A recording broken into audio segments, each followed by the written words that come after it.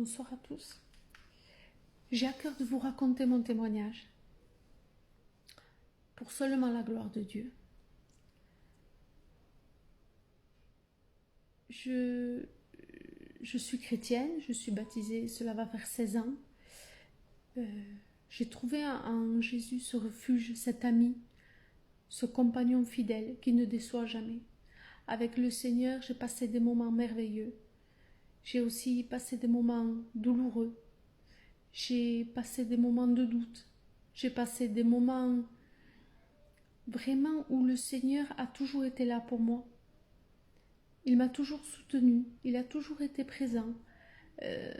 J'ai trouvé en lui vraiment ce confident, cet ami fidèle, sur qui je pouvais compter, sur qui je pouvais m'appuyer.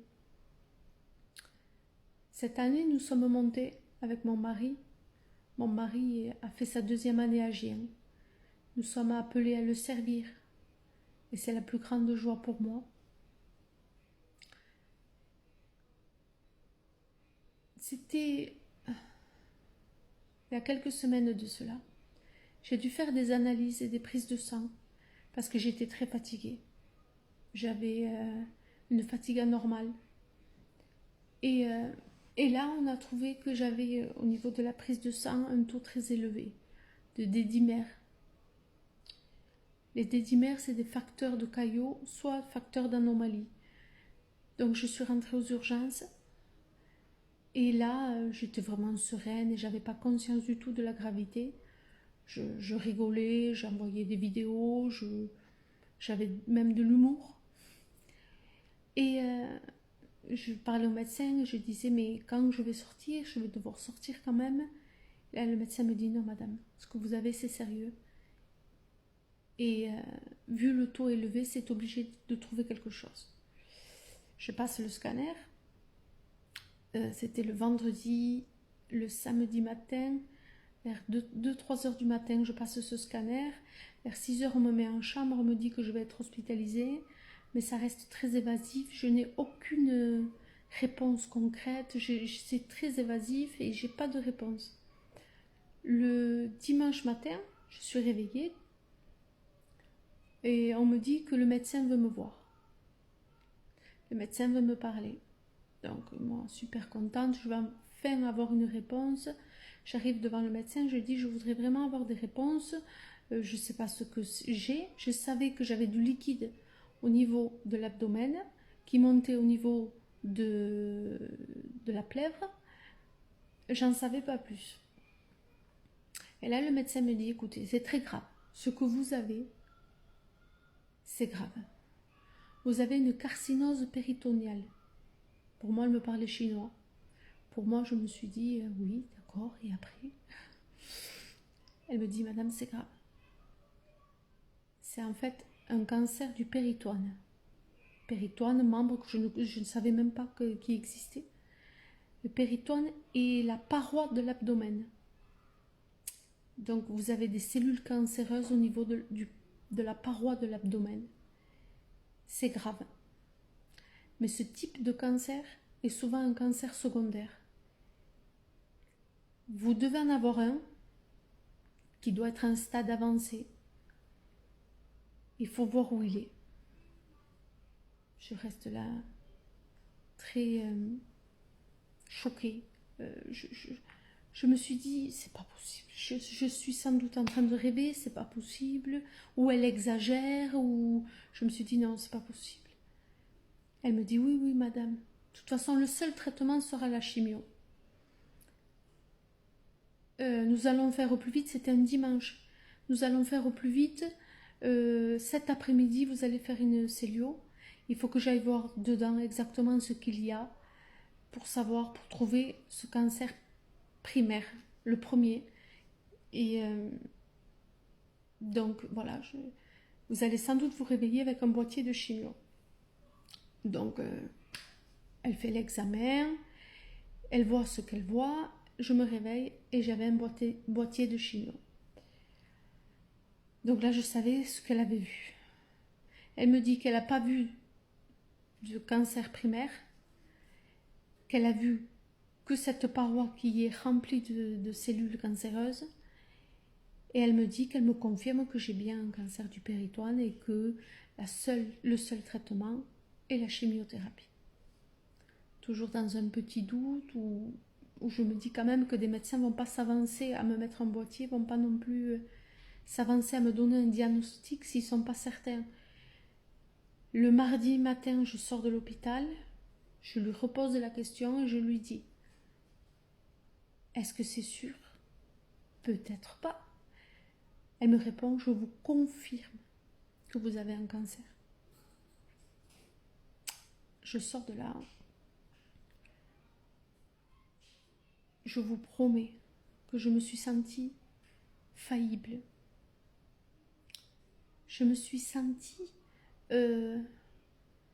vraiment, voilà, je me sentais comme, vous savez, un tout petit insecte dans une forêt géante où tout était géant, où tout était grand. Et moi, j'étais là toute petite, vulnérable. Vulnérable, je me suis sentie vulnérable. Je me suis sentie petite, fragile. Et j'ai pris conscience que la vie ne tient qu'à un fil. À tout moment, mes projets,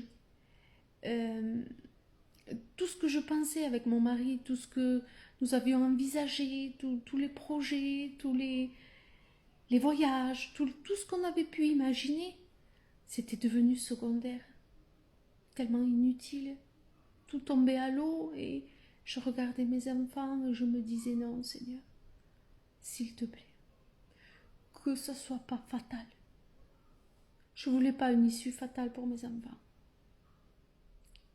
Et je demandais à Dieu que Dieu prenne le dessus de tout ça, qu'il soit au-dessus de tout ça, que lui, il ait le contrôle, lui, de tout. Je voulais me réveiller le matin et me dire oui, je vais faire la chimio, oui, ça va aller, oui, tout va aller bien, j'ai le Seigneur avec moi. Je voulais le surnaturel de Dieu. Et j'ai demandé, Seigneur, s'il te plaît, je veux ton surnaturel. Mais je me réveillais le matin. Et j'avais devant moi une grande montagne, une angoisse qui me saisissait, une peur, une frayeur qui m'envahissait. Et je pouvais que me blottir et me réfugier dans la prière. Et après m'être réfugiée dans la prière, après avoir répandu mon cœur devant Dieu, j'avais cette paix qui m'envahissait, cet amour qui m'envahissait. Et après le doute revenait, et je disais, Seigneur, s'il te plaît, prends-toi le contrôle, je veux ton surnaturel. Mais je voulais le surnaturel de Dieu pour arriver à accepter la maladie. J'ai sous-estimé Dieu. Je voulais accepter la maladie, me dire que je vais me lever, je vais faire ma chimio, que ça va aller. Et donc, le médecin m'avait donné rendez-vous le lundi d'après. Le lundi d'après pour me donner des résultats. Le Seigneur, il a vu que j'étais tellement inquiète, que j'étais tellement stressée, que le rendez-vous a été avancé le vendredi. Je suis arrivée, nous sommes arrivés avec mon mari. Déjà, on arrive et le premier abord, elle nous dit « Nous n'allons pas être toutes seules. Il y a 2 médecins qui vont nous rejoindre. On va parler ensemble, on va se réunir. » Ça prenait un air grave. Et on est arrivé dans le bureau. Avant que les médecins nous rejoignent, elle nous dit « Voilà. Après analyse, nous avons constaté que vous n'avez pas de cancer. » Comment on reste, comment ça, comment je m'excuse, elle s'excuse, je sais que je vous ai fait une frayeur, mais je sais ce que j'ai vu. J'ai vu le cancer, j'ai prélevé le cancer, mais après analyse dans le cancer, il n'y avait pas de cancer. Elle ne comprenait pas. Moi, je savais que Dieu avait mis sa main. Je savais que Dieu était intervenu. Je savais. Elle sort pour rejoindre les 2 autres médecins. Avec mon mari, on se regarde. Et on se dit, c'est pas possible. Comment Dieu nous a surpris. elles sont revenues et avec 2 autres médecins, ils m'ont dit que c'était pas un cancer, que c'était juste une infection du péritoine qu'il fallait traiter par des antibiotiques ou par des cachets. Que ce boîtier de chimio, j'allais plus en avoir besoin. Et que, voilà, Dieu était intervenu. Par la suite, un TEP scan était prévu. Et donc, je fais ce TEP scan. Et dans le TEP scan, conclusion, carcinose péritoniale. Je repars voir le médecin. Elle me lit le compte rendu et me dit, écoutez, vous avez une carcinose péritoniale sans cancer. D'accord. Je vais faire quelques analyses parce qu'il faut quand même traiter cette infection. Qu'est-ce qui vous arrive, madame? Eh bien, j'ai une carcinose péritoniale sans cancer. L'infirmière me dit, c'est pas possible, madame. Je dis, oui, oui, c'est possible. Non, c'est pas possible. La carcinose est un cancer. Je dis, ben oui, mais dans mon cas, ça n'est pas. Vraiment la grandeur de Dieu. Quand je réalise que ce que j'ai demandé à Dieu, c'était le surnaturel de Dieu. Il m'a donné le surnaturel de Dieu. Parce que tous les médecins sont très stupéfaits. Tous les médecins sont choqués. Tous les médecins sont...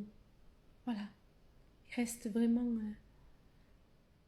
Quand j'ai demandé le surnaturel de Dieu, j'ai sous-estimé mon Dieu. Parce que je demandais le surnaturel de Dieu dans la maladie. Mais lui m'a apporté le surnaturel de Dieu avec la guérison. Voilà le Dieu que je veux servir. Voilà le Dieu qu'on veut servir. Ce Dieu qui nous aime tellement, qui sait si on peut passer par là ou pas. Que Dieu vous bénisse à tous.